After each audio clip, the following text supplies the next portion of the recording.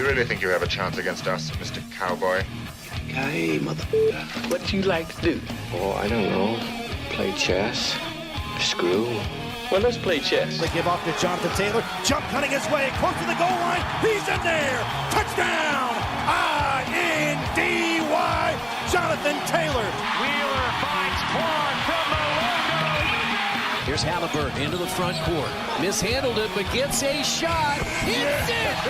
Hits it! John, I have never been better to be on the air with you here in Indianapolis, a place where so many of my dreams have come true. The Ride with JMV on 93.5 and 107.5. The Fan. Good hoops weekend for most around here, I guess, unless you're a Butler Bulldog fan. You watch that act once again. It has been more like that for Butler this season, has it not? Than it has anything that you can embrace, and that part stinks. Not shooting the ball well, just not being cohesive with one another, and then a game that you really absolutely have to have. And you blow that at home to Georgetown in that fashion on Saturday. Yikes. IU on Saturday afternoon, late Saturday afternoon to be exact, went double overtime on the Peacock. Everybody get the Peacock broadcast? But double overtime on the Peacock. Evidently, you guys don't like Fanta.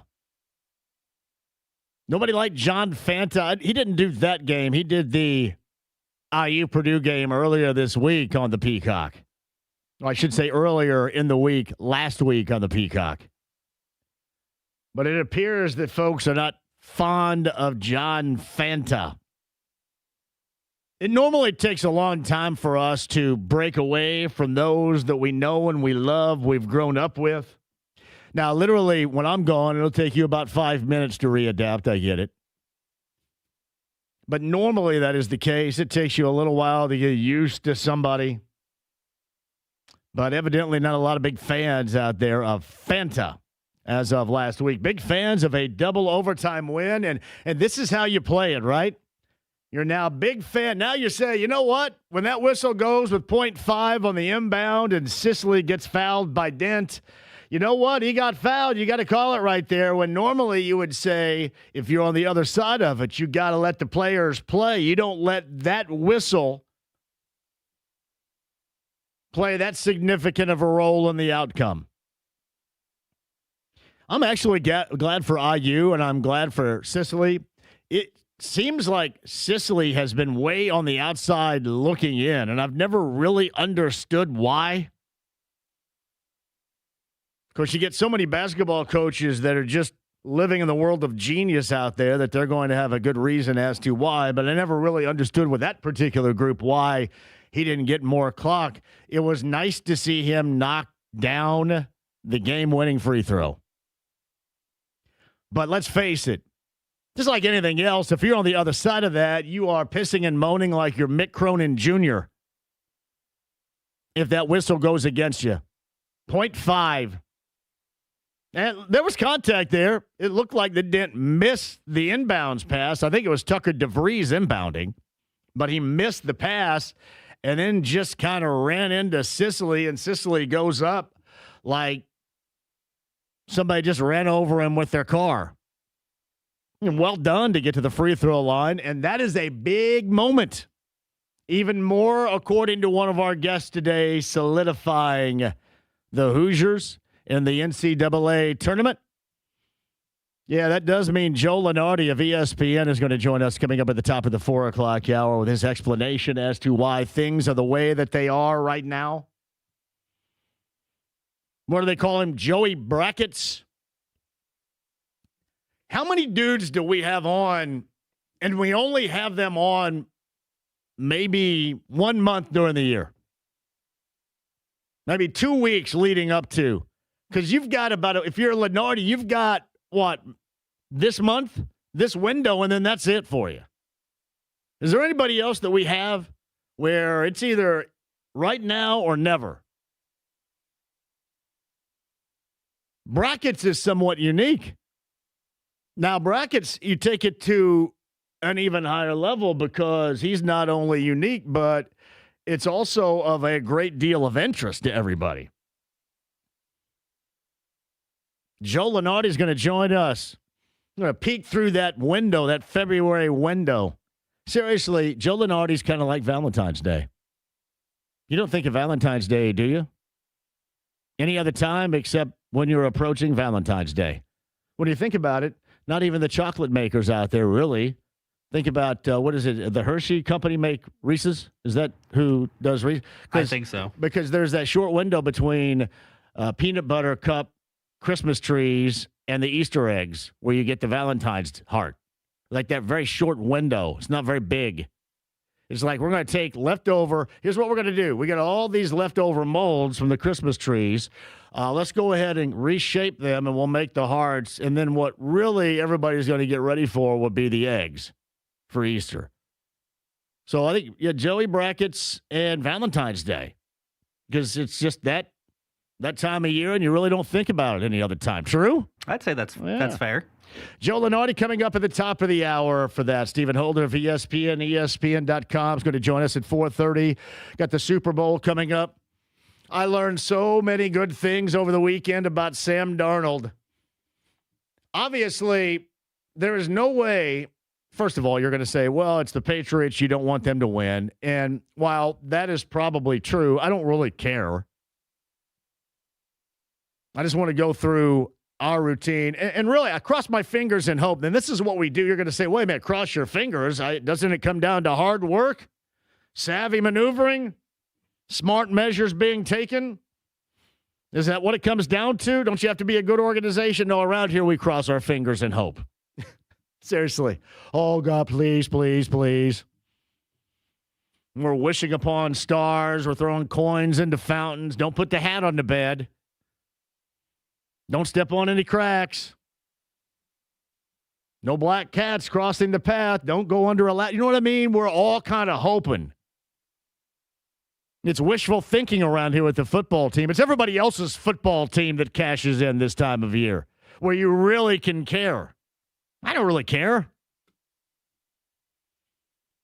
The background story regarding Sam Darnold's late grandfather is outstanding, though. I was telling this to Denny Smith. That's Denny and Allison and Terry and Pat Sullivan on Saturday morning on 93 WIBC, the Home and Garden Show. And Sam Darnold's late grandfather, Dick Hammer, which, by the way, may be the greatest name of all time. How in the world? First of all, it's bad enough I didn't think of that myself, for me. But how's Jason Hammer opposite of me right now? I would have changed my name to Richard long ago if I were Jason.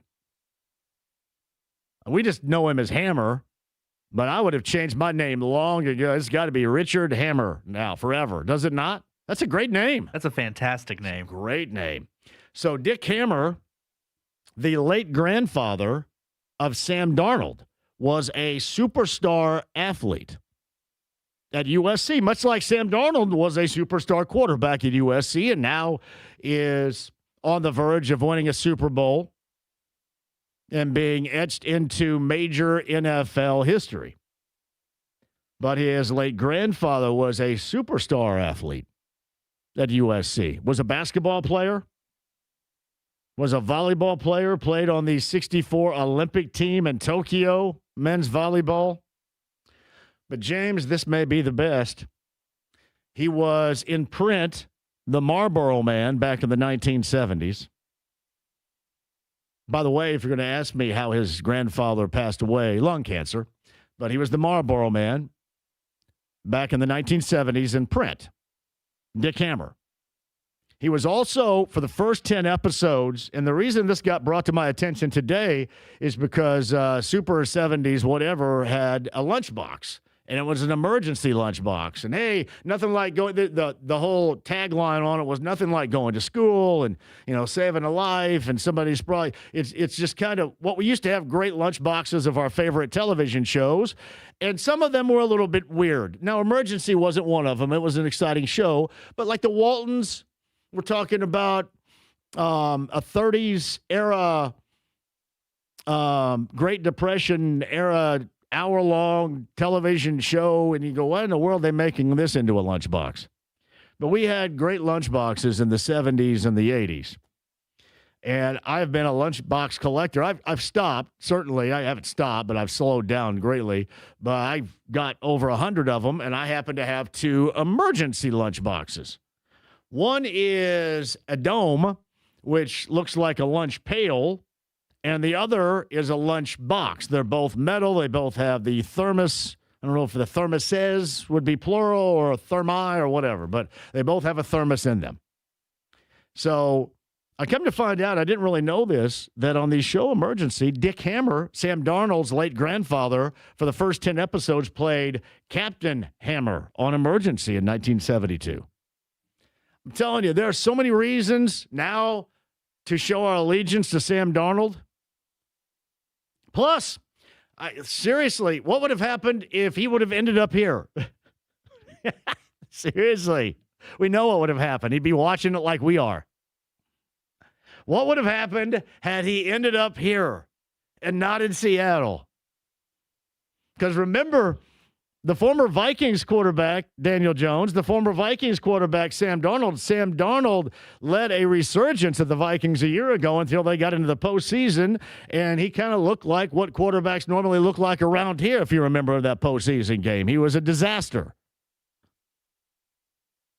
And then they were going to move on to J.J. McCarthy, and we kind of know the tale of the tape now. He's injured, and they played Carson Wentz, and Carson Wentz still lives in Zionsville. We're going to connect the dots on this son of a gun to make it make sense. But Sam Darnold, I guess, could have very easily ended up here, and much to, I'm sure, his euphoria, he didn't. So I think I'm all of a sudden now, no real allegiance here, but because of his late grandfather, and one of the greater stories ever told right there. I think I am going to go Sam Darnold and Seattle going into the Super Bowl. And I'm sure we'll talk about that with Stephen Holder coming up here in the 4 o'clock hour. Around about 4:30 for Stephen with that and a couple of loose ends. We got a couple of weeks, and then you're going to end up getting the combine here. Yeah, I really don't know what you're going to be looking at the combine with no first rounder, but I'm sure we'll make sense of it all. I believe we're all going to be down there. How many shows am I doing at the combine? I love at the very end of the combine shows, for me, I get to interview the guy sweeping the floor right before we leave. There's nothing like the combine when everybody in the world you would love to talk to walks 5 feet from you and say the same thing, quote, "We don't have time." He's got to get to a training session. He's got to get to a meeting. He's got to get to a debriefing. I go, "Hey, debrief away. I'm just sitting right here." Literally 5 feet away. Hey, there they go. There they go. There they go. And they don't stop and talk for nothing. If you like people watching, though, it's great. Yeah. I think this is a time of year where I have to say it's great. Yeah. So, yeah, it's great. It is. It's great. It is great. And, and part of it is, what weekend is that? Is that the last weekend of February? It's still a couple of weeks away, right? You got Super Bowl this weekend and then a down weekend, and then maybe the weekend after that is when it's underway? It says February 22nd to March 2nd. There you go. That's going to bleed right in to the month of March right here. But one of the more infamous moments of this show also took place before the Combine decided it could make money and have people in and, make a short of a little carnival out of it. We used to be holed up inside Lucas Oil Stadium in the concourse right there. And you'd have maybe a handful of other stations and national shows doing it, nothing like it would be today. And that was the moment. That was the no O.J. Mayo trade. If you guys remember that moment with the Pacers. I know Josh McRoberts does a great deal. That was a little bit too late for that trade moment. And that was also, if you remember, the Adam Schefter moment for me. Actually, one of the three. I think I've got three significant Adam Schefter moments, and that was one because he was the biggest horse's ass of all time to me. And that is, if you guys remember, I rarely get sick, knock on wood, but I was sick as hell that day. And I told one of the producers at the time, not like James, but I think he was doing promotions or something. I got to go to the bathroom. I feel terrible during a break. And he goes, hey, do you want me to see if Schefter wants to come by? I go, man, I don't want to. I feel sick enough right now. I don't need to stoop to that level and get even sicker here. Let's not do that. And I come out, and his name was Max. Max is a good dude, by the way. I think Max Gabovich, I believe, is his name. But he was a promotions guy here at the time. I come out of the bathroom, and Schefter's sitting right across from where I'm sitting. Oh, well, this is great. And it was awful. For anybody that was around and remembered that, it was the absolute bottom of the... I mean, normally, it's not like I'm tripping the light fantastic on interview situations anyway, but it was terrible. And he didn't want to be there, and you could tell in the first 35 seconds. So it was my mission. It was my mission, and I actually watched my phone. I was going to make him sit there for 15-plus minutes. And I swear to you, James, I was asking at the tail end of the conversation his favorite color. I think every bit of the horse's ass as he was in that moment, I was even more. I thought, you know what? This guy wants to get up and leave so bad. To hell with it. I'm going to make him sit right here. I'm assuming this interview doesn't exist anywhere I don't at this know. point anymore. I don't think it does. It was terrible. It may have been held for evidence at some point in time because I got called to the carpet because they all went and cried to Bristol, and Bristol, shaking their fist. What's this guy doing to our guy? All these dorks up there. If anybody out there can find video of this interview, please put it on X and tag us. It was bad. But I think it was used as evidence because we got it a couple of different things. And he's a huge hater. I would hate me too, but he also has some culpability in all of that himself. But it was pretty funny. Now, in hindsight, years later, it is still pretty funny. That is really what the combine at times does mean to me. The combine's kind of like Valentine's Day. The combine is kind of like Joe Lunardi. You really get a major focus in on it this time of year, and you don't remember it any other time of year. Kind of amazing with that. Stephen Holder, Joe Lunardi, going to join us coming up a little bit later on. Got a lot more for you as well on this show. I don't know if you guys are checking out the Indy Ignite, but you should. We got a heavy dose of that a year ago, and it was fun as hell. And I love it when you have local connections, and we had local connections on a year ago. And I also like doing this because our good friend Matt Sleater, who is part owner of Parks Place Pub in Fishers, he's also got a stake in the Indy Ignite, as we've talked about on this show before. So whenever I bring one of the players or a coach on the show, I say, hey, remember, I'm always here to tell you that you guys eat and drink for free at Parks Place Pub. This is not a hard and fast rule from Sleater. It's just something I choose to do because Sleater hasn't cleared that with anybody else yet. So I like having local people on. That is their hangout up there when they're not practicing, not playing, right basically across I-69 from the Fishers Event Center. But the Indy Ignite back at it. Number 2 on the Indy Ignite, the former Roncalli Royal, former Texas Longhorn, was a 2023 national champion with the Horns in volleyball, Emma Halter.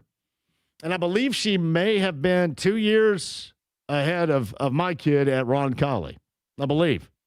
Emma's going to join us coming up here at the bottom of the hour. And shout out to a guy that's on our text line often, Jalen. Jalen says, hey, what about the Indy Ignite? You got to get on this Indy Ignite stuff. And we're on it. Emma Halter's going to join us coming up here at the bottom of the hour regarding that too. Yeah, I'm not all of a sudden a big hockey fan, but I admit I have been watching a little bit more of it. I did watch the Stadium Series last night, and I thought that was fun. And Sean McDonough makes anything great. If there is a state-of-the-art announcer right now, believe me, we love the Eagles.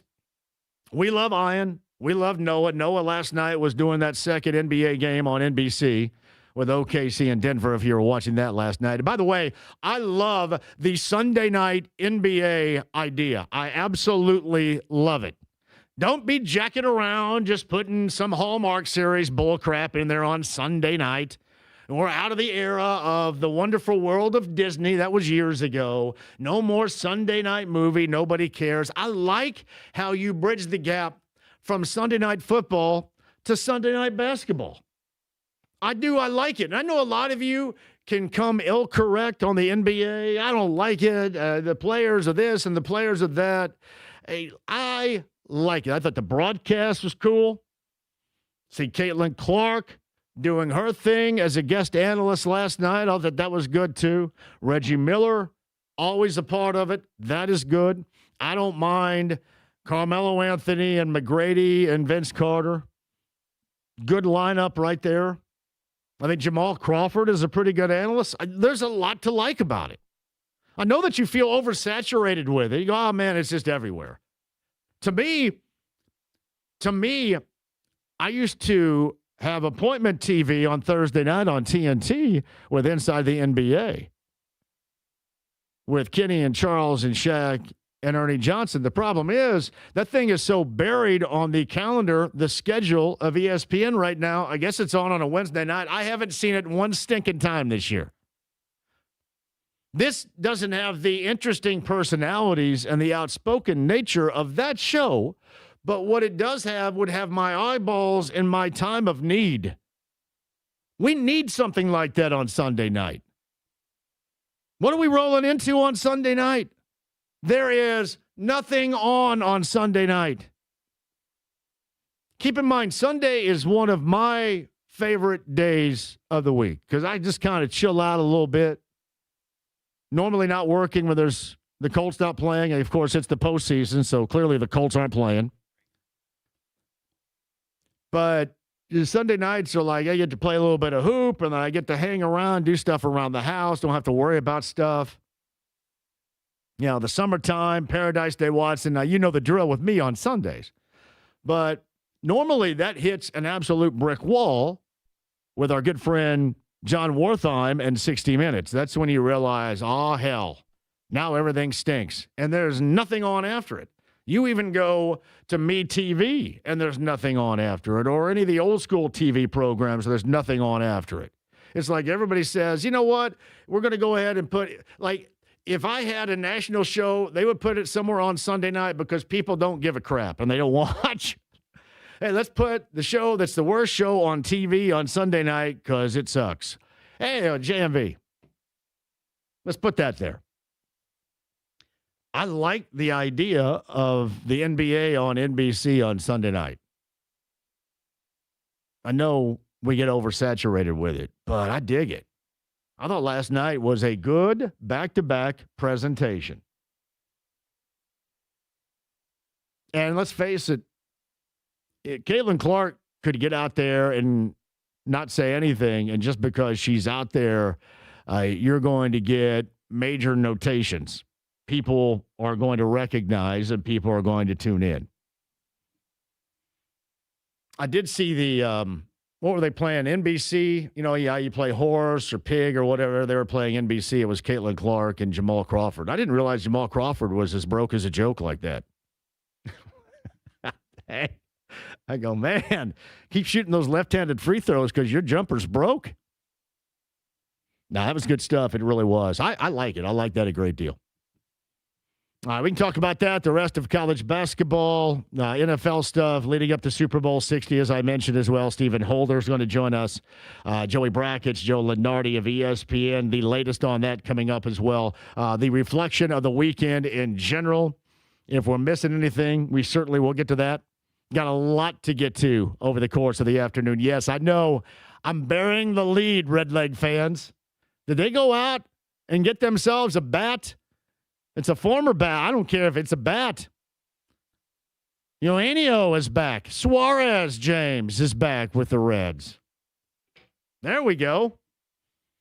Now his career goes to the tank. It's good news yesterday regarding the Red Legs. We got to soak up those final moments. And I know people are going to say, like, Ellie De La Cruz, as exciting as he has been, as much talked about, he's not put up the numbers to be that talked about and that exciting. But I do like him as a player. I just kind of want to know if he's going to be able to consistently take it to a different level. Maybe this will help. Yeah, I got that for you coming up as well. Emma Halter is going to join us from the Indy Ignite, Ron Colley, and the Texas Longhorns. She's scheduled to join us coming up on the other side. Stream the app HD Radio, AAA Membership Lounge via YouTube Live. It is 317-239-1070. That is the text line. James, do we have anything to give away this week?